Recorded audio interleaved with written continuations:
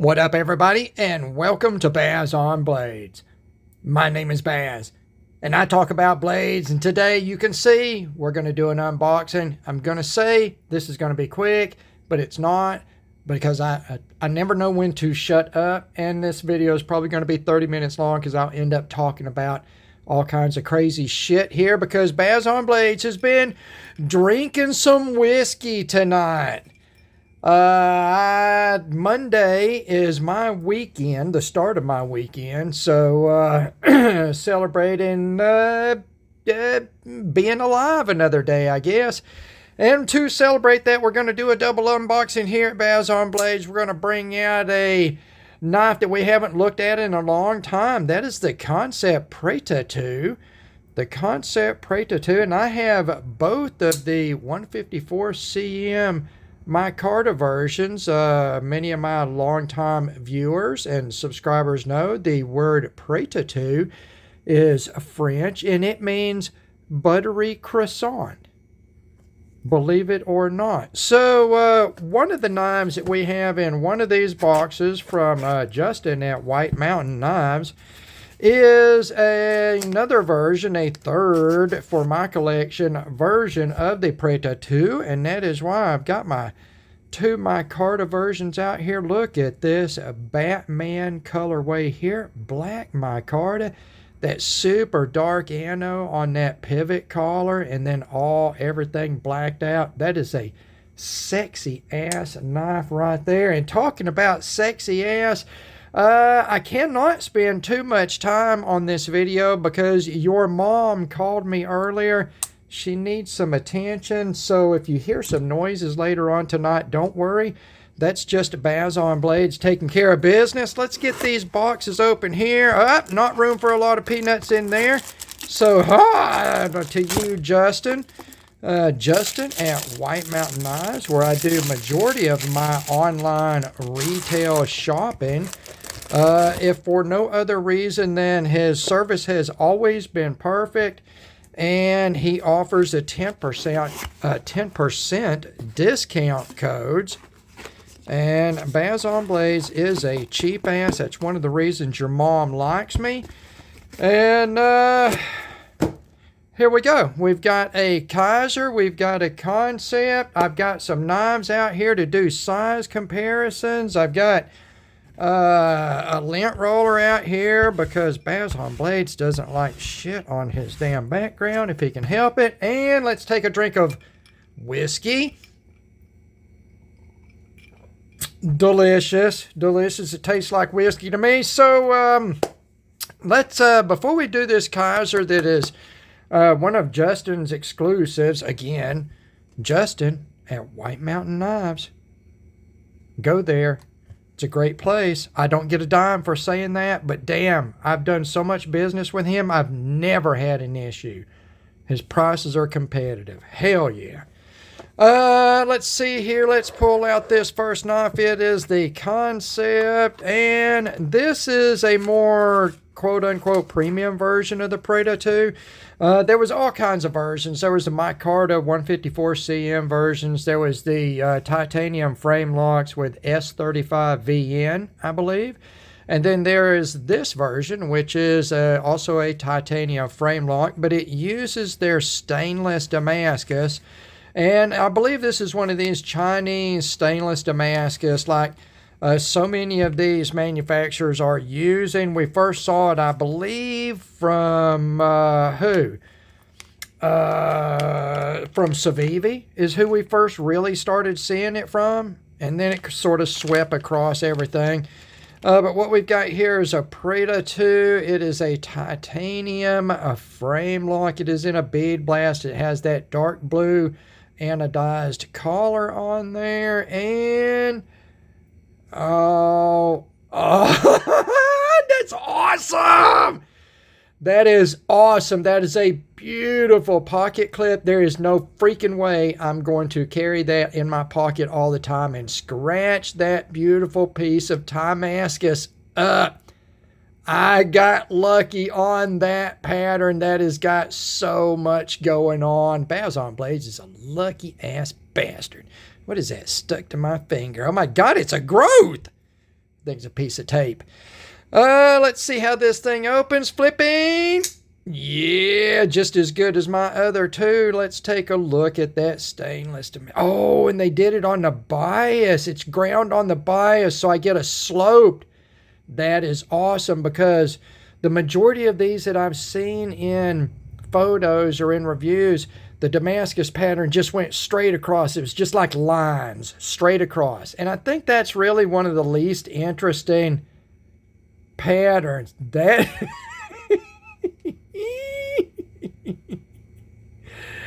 this is awesome. This is awesome. This is awesome. Oh my God. See, they had these and I missed them. And I don't know if they did another production run or Justin got some, but I just happened to be on the White Mountain Knives. Let's fucking say it again. White Mountain Knives. Check them out. I was on the White Mountain Knives website and I just did a search on Damascus, and I was just scrolling through, because actually what I was doing is I'm looking for an inexpensive but very nice, nice looking, nice presentation type of knife as a gift knife for Christmas. Certain individuals I want to show some respect and thanks to. But I don't, I work for a living, so I can't be spending hundreds of dollars on a knife. So I was looking for Damascus knives, and I'm scrolling through, and this comes by, and I'm like, yeah, that's not in stock. Those have been out of stock for like a year. And I looked, and it was in stock. And I pressed that buy now button so fast, I'm pretty sure I broke this finger right here. I tried to pick my nose with it earlier, and it hurt really bad. I just couldn't dig enough to come out with anything good. I pushed the buy now button so quick, and after a 10% discount, this thing was $164. Titanium frame. This is, all the standard tie frame lock type of things. Hardened steel insert. It's on ceramic bearing, ceramic detent. This model, the Pretatout, including the micarta versions, uses standoffs, and I don't know if that's the same standoffs. Yeah, it's basically the same standoffs. All the versions of this knife are crazy awesome. That looks so good. It looks so good. Holy smokes, this looks so good. And that pocket clip, oh man, I don't know if I like that more than your mom or not. Well, we'll know later on. So there we go. That is the Damascus titanium frame lock Damascus pocket clip. That knife is so awesome. The Pretatout, if you are not familiar with it, is absolutely one of the best EDC type of knives that I've seen in a long time. In fact, let's bring out the king standard of the EDC crowd for those that want a full-size EDC, and that is the Spyderco Paramilitary 2. And you can see right here, they are pretty much exactly the same. The handle length is about the same. You get slightly more cutting edge with the Pretatout as you do the Paramilitary 2. The Paramilitary 2 is a fantastic design, but it is well known to be sort of an inefficient balance between blade length, cutting edge, and handle length. This is a little tighter balance as far as that go. You get a little bit better. A little bit more, let's say, cutting edge on that blade. But you are pretty much the same type of size there. And as far as the weight goes, there's some minimal difference there. Let's see, the centering on this it's down the center. And I think that's actually perfect for centering, to be down the center. That may just be my opinion, but I think that's actually how it goes. Again, one last look. That is better than I hoped. That is, I am blessed in this example of this knife, I think.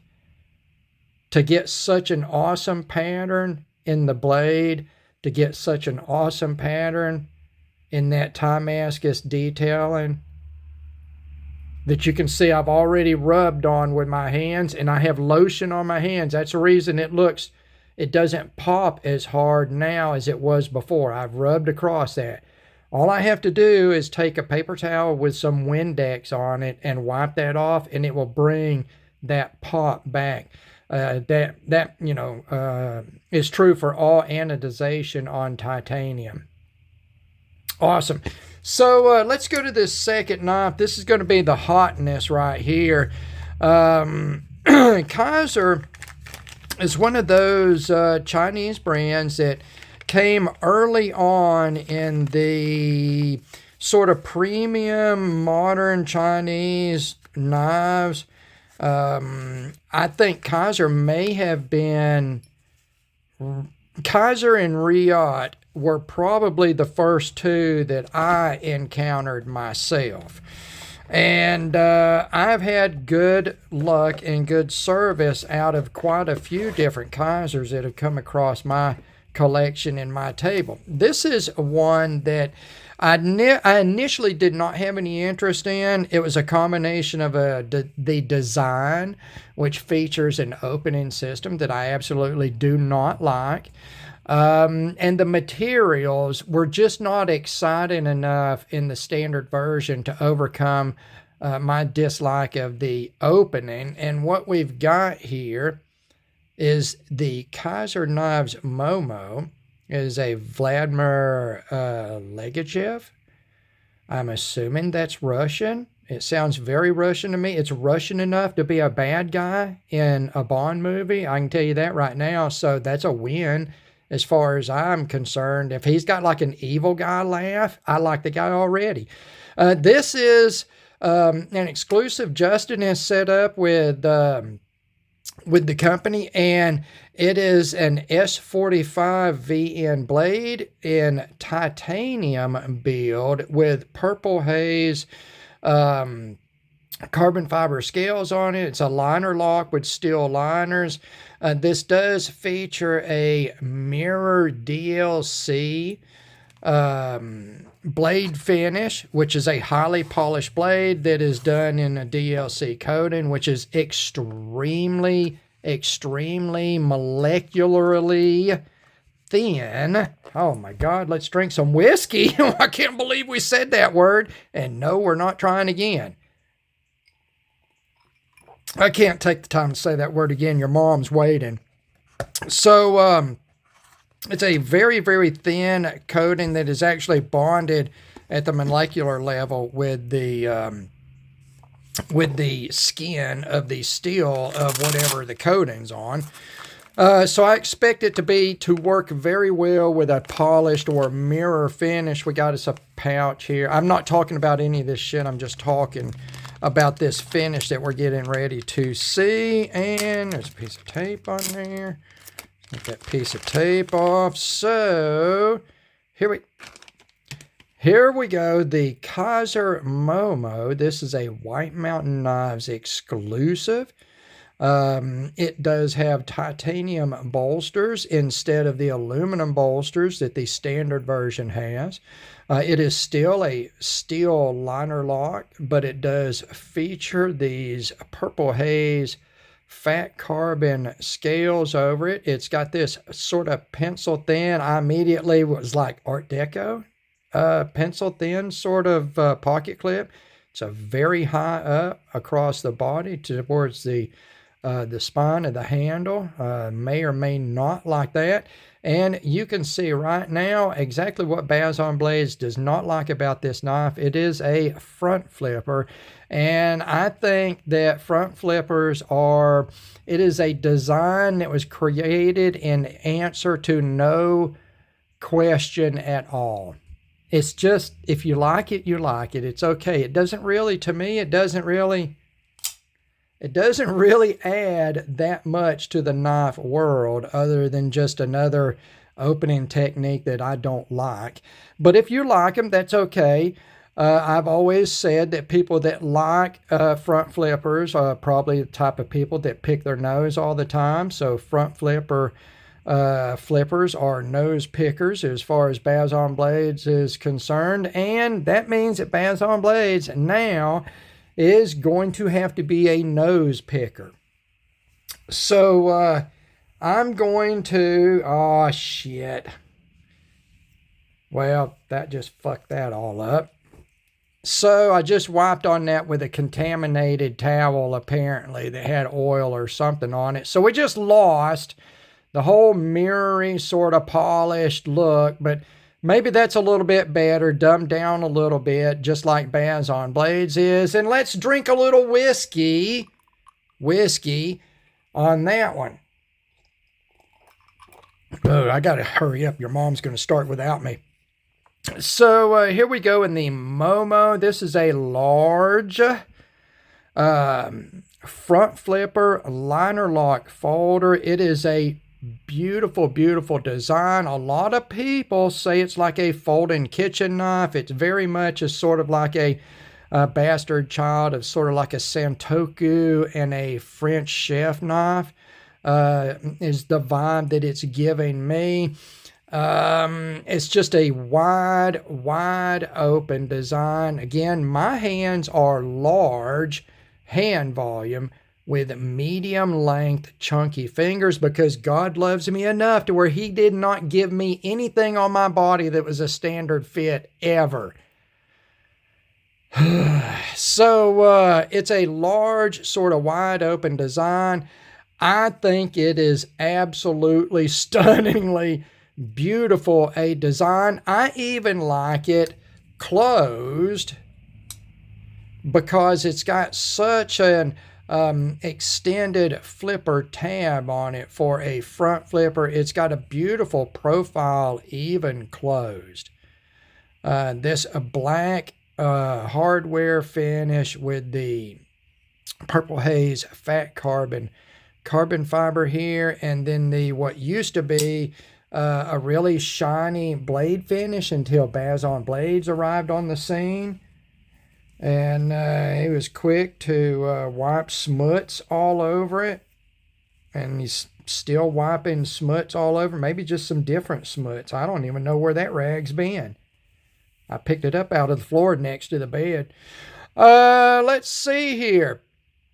Yeah, this is a pretty shiny finish. I am going to say it is not, to me, it's not a full mirror finish. It is a polished finish. It is very, very fine. Let's get up very close here. It is very, very finely done.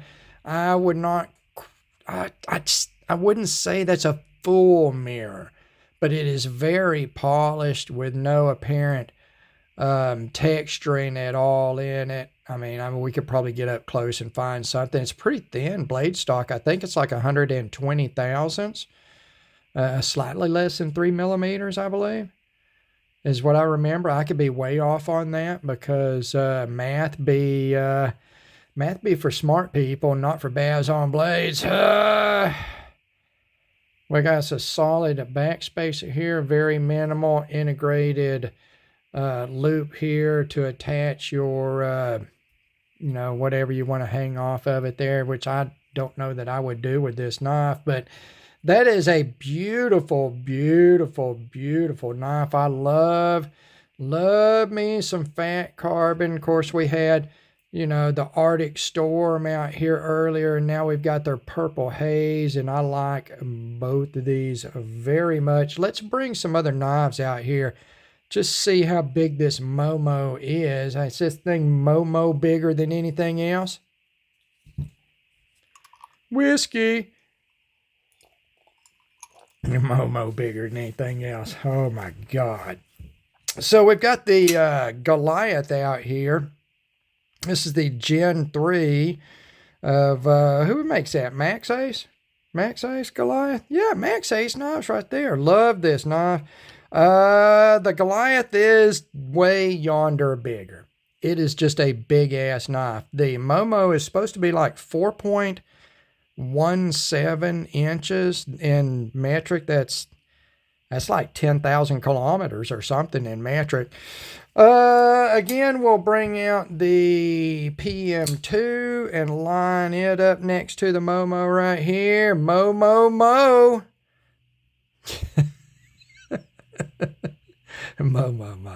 Yeah, it's bigger than the paramilitary too, for sure. Let's bring out another long, thin knife here. We've got the Zero Tolerance 0452. And they are of a size. I think the handle is a little bit longer on the Momo, and the blade is actually just slightly longer on the 452. So that gives you an idea there. And let's bring out the Cold Steel, the 4 Max Scout. This is the famous 4 Max Scout that I got, and it only had half of the bushings in the pivot. It had bushings on one side of the pivot, and it was missing both of the washers on the other side. So Baz on Blades had to order washers himself and custom fit those washers. And Baz on Blades was able to do that because he is one of the world's greatest craftsmen. In fact, today, I glued 2 pieces of wood together. Yeah, I know. Blew my mind too. I wasn't even drinking whiskey when I did that. I did that all on my own. No whiskey at all. So there we go. That's the size of the Mo. The White Mountain knives, exclusive of the Kizer Momo front flipper folder. And yes, Baz on Blades is going to be picking his nose all night. I'm going to pick things out of my nose that I probably lost in my nose 10 years ago. I don't know. Purple Haze. Man, this stuff is super hard to get on video. When you throw enough light on it to really get it to be active, where you can get the chatoyance really popping on it, then you start getting all that sheen off of the surface because it's finally finished. It's a satiny sheen sort of finish on it. You can see how the machine facet in here is on the handle. That's a hollow ground facet, and it sort of rolls up here, spirals. Actually, that's beautiful work. I never even realized it did that. That is beautiful work right there. Let's see how tight the fit is here. Very good. You've got a black coat on that titanium bolster. Again, it's a titanium pocket clip. I believe the back spacer is not titanium. I believe it's aluminum. At least in the standard model it is. Justin may also have had that upgraded to titanium. I'm not sure about that at all, so I'm not going to claim one way or another. Maybe somebody else more knowledgeable than Baz on Blades will chime in.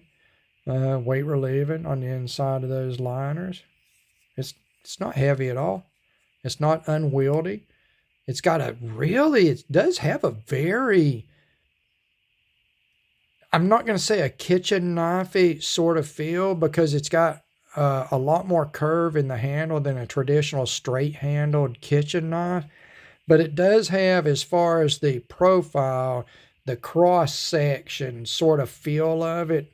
It is a little bit more like a traditional kitchen knife, what they are finished like. Hidden hardware on that pocket clip. That means a disassembly for that. I'm assuming. Pull the front scales off. You're going to have screws holding it together. Pull those screws out. Pivot screw. And then you can get to that mounting screw on the inside. That's pretty awesome. There's our lockup right there. Let's see what the centering is like across that well, that's right down the center. That's super impressive for Baz on Blades. The longer your knife gets, the longer the distance from the pivot to the tip of the blade, the more sensitive it becomes to centering. The very least little bit that it's off is multiplied across the length that is traveling. And once you get to the tip, an imperceptible shift on this end is a very visible off-centering at the tip. So I'm always very impressed when I get a knife that's a 4-inch blade or longer that is perfectly centered. It's not as hard to do on a shorter knife. We're going to wrap this up, but for some reason I put this Kansept, this Pretatout, the buttery croissant Damascus version. I even put it back in the bag. Holy crap, what a dumbass I am. It's a good thing your mom doesn't care about that. So here we go. We've got the Pretatout titanium frame lock, Damascus pocket clip Bazon blades. Loves the pattern that he got on that. Let me see if we can get that to pop a little bit more going out here, because I don't have any Windex out here with me. Maybe that rag is clean enough to where... All right. Oh, look at that. That is sexy AF right there. That is so sweet. That is a good cut of Damascus. That is a good cut of Damascus. You know, I would have liked Damascus collars on the pivot, but I'll take that dark blue anode. It's the same that's on the Black Micarta 154cm version. Again, there's stainless Damascus, which probably is equivalent to like a, you know, a 440C is what I've always heard bandied about the way it performs most of these Chinese stainless Damascus. I don't think it's a PM type of steel.